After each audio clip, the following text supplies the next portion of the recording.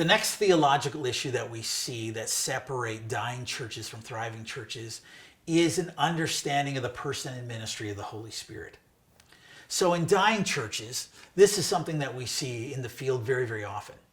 And that is, and again, they wouldn't explain it this way, but their actions betray their beliefs. But they have this understanding that the Holy Spirit is kind of like a genie in a lamp. And if we can just rub the lamp in just the right way, the Holy Spirit works instead of us.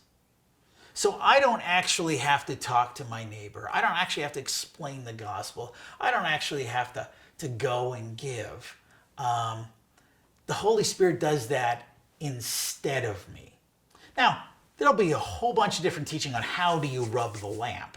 And I've heard teaching that, if we can pray for 24 hours straight, or pray in shifts, or pray in fasting a certain way, or pray more in tongues, or pray this way or that way, there's a million different things that I've heard over the years on how do you rub the lamp in just the right way, using the right kind of language, command when you pray, assume something's already happening, right? Whatever. The core is, however they're rubbing the lamp, the understanding is the Holy Spirit works instead of us. In thriving churches, they look at things very differently. And they really look at that Acts 1:8 principle. The Holy Spirit is our paraclete. Now that's a Greek word, means the one who comes alongside. That's the word that Jesus used to describe the Holy Spirit. He is our paraclete. He works in us and through us to accomplish the Great Commission.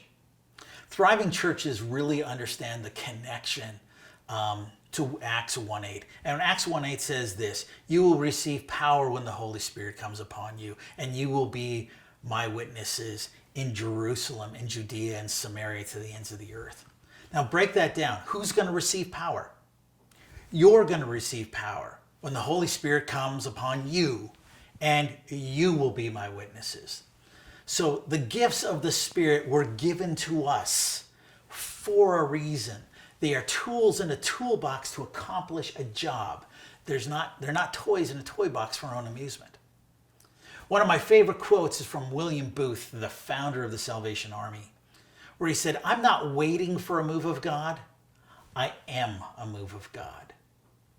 One of my personal frustrations comes from the dying church perspective, where the Holy Spirit is supposed to work instead of us, where people say, well, you know what, we've done everything we can. We're just waiting for God to do something. We're just waiting for God to show up. So what are you saying here? Are you saying that God's the weak link in this chain? That you've done everything you can, but it's now God who hasn't done his part? You know what? I think most of the time, while we're waiting for God, God's waiting for us. He's already done his part. It's now our turn to step out in obedience. Dying churches have this understanding that spiritual gifts were given for our own personal benefit and enjoyment. So when you have those spiritual gift discussions, the gifts are for me to enjoy. You'll hear things like, healing is my birthright. This is something I own. This is something that's for me. Prophecy in these churches is primarily about sort of personal fortune telling. That prophecy, unlike what we see in the Bible, that prophecy is for me.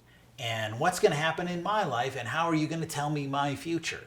And how are you going to give me blessing and encouragement through this?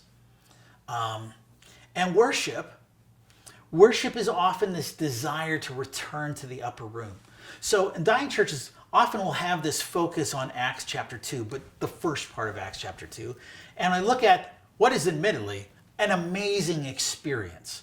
And their desire is, boy, if we could just get back to that upper room and stay in the upper room. They're not really interested in the rest of Acts chapter 2, where they leave the upper room and people start coming to Jesus. No, they just want to get back and stay in that upper room. Thriving churches, on the other hand, they have that Acts 1:8 understanding of the spiritual gifts. Jesus healed outsiders. Prophecy is primarily a call to return to obedience. Again, that's what we see in the Bible. That's what prophecy is used for. The upper room was a start, an amazing experience. But the very last verse of Acts chapter 2, and the Lord added to their number daily those who were being saved. That is the end. So thriving church is very different understanding. Yes, they believe in the gifts. Yeah, but healing isn't just for me. Healing is to be used to be his witness, to reach our community. Prophecy isn't just my personal fortune telling. No, prophecy is about returning to obedience to accomplish the mission. The upper room, great. But the upper room was the start. The end is the Lord adding to their number daily those who are being saved.